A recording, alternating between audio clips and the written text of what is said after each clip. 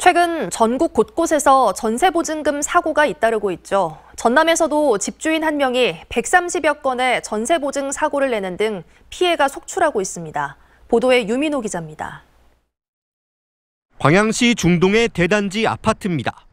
2년 전 전셋집을 재계약한 신혼부부 이승준 씨는 전세보증금을 돌려받지 못할까 걱정입니다. 이 아파트에서 보증금을 돌려받지 못하고 경매로 넘어간 경우가 다수 발생했다는 소식을 들었기 때문입니다.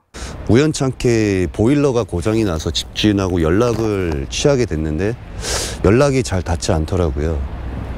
그러면서 그 과정의 등기부등본을 보니까는 좀 의심쩍은 부분도 좀 여러 개 있었고. 전용 면적 59제곱미터의 최초 전셋값은 7,500만 원. 당시 아파트 시세는 6천만 원 후반대로 이른바 깡통 전세여서 전세보증보험도 가입하지 못했습니다. 전국적으로 부동산 가격이 상승하던 2017년부터 광양에서는 1억 원 미만 구축 아파트를 중심으로 외지인 원정 투자가 활발하게 이루어졌습니다. 전세를 끼고 아파트를 여러 채 사들인 뒤 시세 차익을 누리는 갭 투자가 이루어진 겁니다. 그분들이 1년에 한 50개에서 한 100개 정도는 많이 하신 분들은 그 정도 매입을 했습니다. 그리고 큰 돈 안 들이고 매입을 했기 때문에 사서 전세금 받아서 인테리어 비용 다 비용 처리하고. 하지만 부동산 경기 침체를 맞으면서 아파트 값이 하락했고 매매 가격에 대한 전셋값 비율을 뜻하는 전셋가율이 가파르게 상승했습니다. 광양의 최근 1년간 아파트 전셋가율은 88%로 전국 평균보다 14%포인트가량 높았습니다.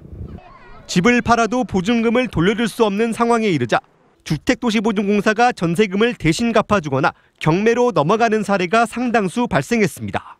실제 광양이 아닌 다른 지역에 거주하는 서모 씨는 주택도시보증공사의 집중관리 다주택 채무자로 지정됐는데 광양에서만 보증사고 131건을 냈고 75억 원을 세입자에게 반환하지 못했습니다. 광양은 수도권을 제외하고 전국에서 가장 많은 사고가 발생한 것으로 집계됐습니다. 절반 정도는 임차인들이 매수했던 것으로 알고 있고요. 나머지는 이제 정식 경매 절차에 따라서 새 주인을 찾았던 걸로 알고 있습니다. 전문가들은 아파트 시세 파악이 다세대 주택에 비해 쉬운 만큼 적정 전셋가율을 확인하고 보증보험에 반드시 가입하라고 조언했습니다. MBC 뉴스 유민호입니다.